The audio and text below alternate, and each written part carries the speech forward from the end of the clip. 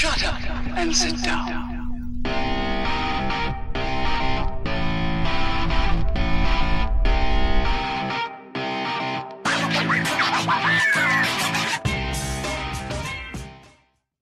Greetings, fellow travelers.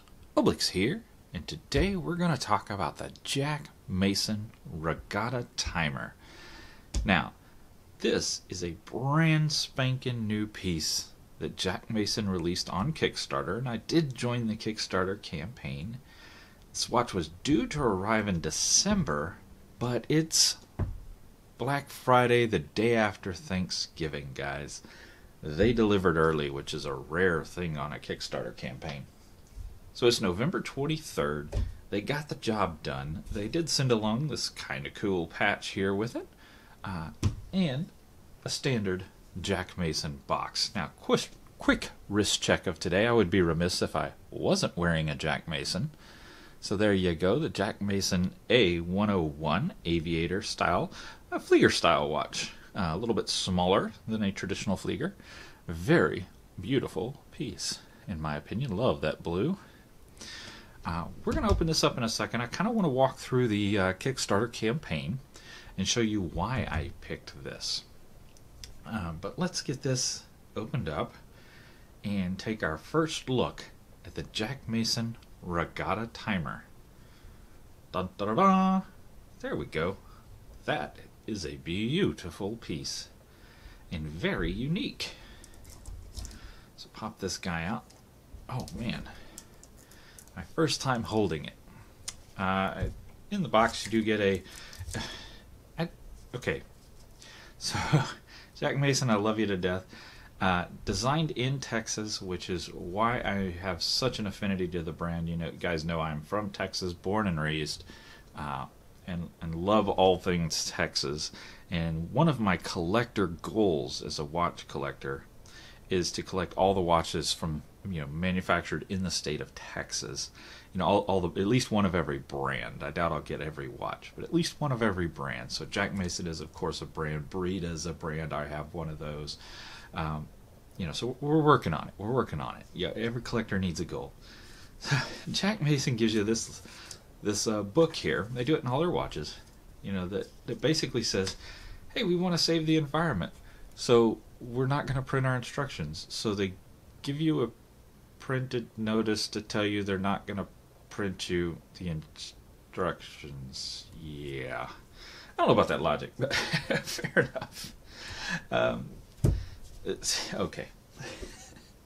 But here we go, guys, the Regatta Timer. Now let me peel all the plastic off this guy. Let me get him unwrapped. Boy, it is going to be a good looking piece, isn't it? Oh man, oh man. Alright, let me get all the plastic off.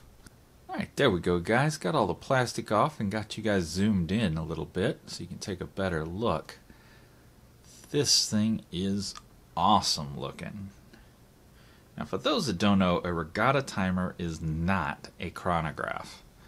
They look very similar. You get the pushers on the side, just like these two, and you get the subdials as well, but it doesn't count up as a chronograph does. Regatta timers or yacht timers, they count down. So what this guy is a 10-minute counter. So he'll start here at the 10 minutes and he'll count backwards all the way around. So if I hit the pusher here, you'll see the subdial will start counting the seconds right there. And then you'll see very slowly this long hand is going to start counting down those minutes. And he's in that 10-minute range right there. And what this is to help yacht masters, when they start a race, they don't all just line up and somebody blows a whistle and they all start going. They're actually moving at speed when they cross the starting line.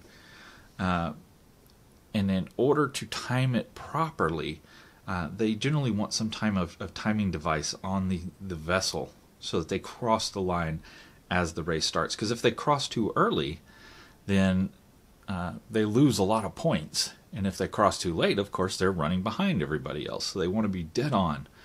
So a good timer, countdown timer, is what they really need. And you heard it just beep. because it crossed the 1 minute mark. So we're down into the 9 minutes now. 9 and some change, and here's your second counting still. Very, very cool. Something special, something unique. We'll stop it, we'll reset it. You'll see it take that nice sweep around. Very awesome. Liking that sunburst here on the center. Notice it starts way off over here as opposed to up here on the 0. Very cool. Easy to read. You got a nice compass bezel. Nice and smooth. It is bidirectional, not unidirectional. Most dive watches only turn one direction that way. However, because this is not a dive watch, why not allow it to go back the other way? So it is bidirectional. Very, very cool. Stainless steel bracelet, both brushed and polished. Really nice touch. Like those railroad track lines running down it. Like them a lot. Lines up really nicely with the lugs there. Now this guy did also come in rubber and leather.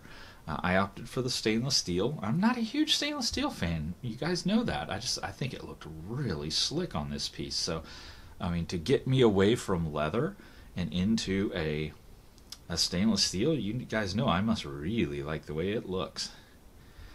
It is a screw-down crown. Of course, this, it's not a diver. It's a yacht racing, so it is got some water resistance to it. Nice screw-down on that. Actually, clean feeling too, not dirty or anything. Butterfly clasp, so you get that nice clean presentation right here on the end. Very nice millwork on the inside, not sharp or anything. Looks like it's quite a large bracelet, so we're going to have some room to play. This should be a fine piece for guys with larger wrist for sure. And let's look at that case back. Really nice. Let's see what that water resistance is. You can see the nice yachts stenciled back there on the back, and it is water resistant down to 200 meters. Now it's not a screw-in case back, where the back itself twists on, but it is screwed down with 4 screws there to help get it down to that 200 meter water resistance. Boy, sapphire crystal, on the top, so it's going to handle all your scratches very well, or should anyway. Boy, that dial is just beautiful. The color choices, that kind of a slatey steel blue, really goes well. Little pops of red, the red in the subdial, the red on the countdown hand, the little red mark here, and the red mark up here. Really, just add character to it, I think. It's not overdone. It's not so much color that it's just insane, but it really does add a lot of character to the way this piece looks. So it's going to be huge, but let's throw it on wrist. Pull off our A101. Love this piece. That leather is just, it's amazing. Gorgeous. Alright, now it's going to be massive on my wrist because it's not sized.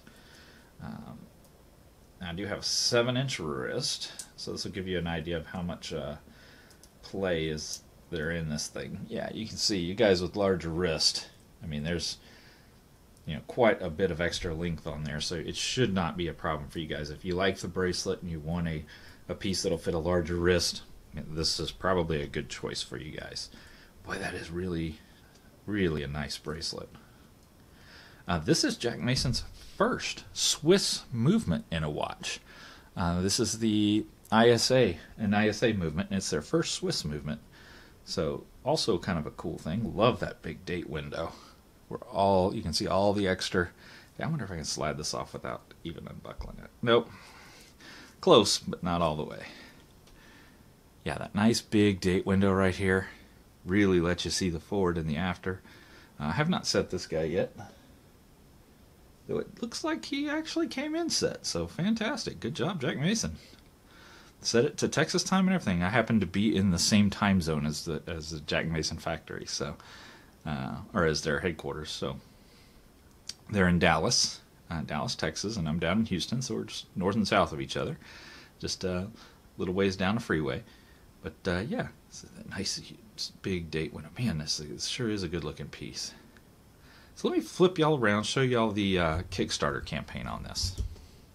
Alright guys, I flipped you over to the PC to show you the Kickstarter campaign and why I joined this campaign. So here we go, the Jack Mason N105 Regatta Timer.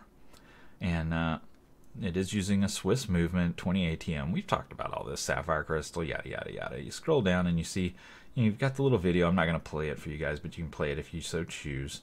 Of course, they're out of Dallas, and they've had a previous Kickstarter campaign for their D103 back in 2017, and it was a big success, so they started up another one.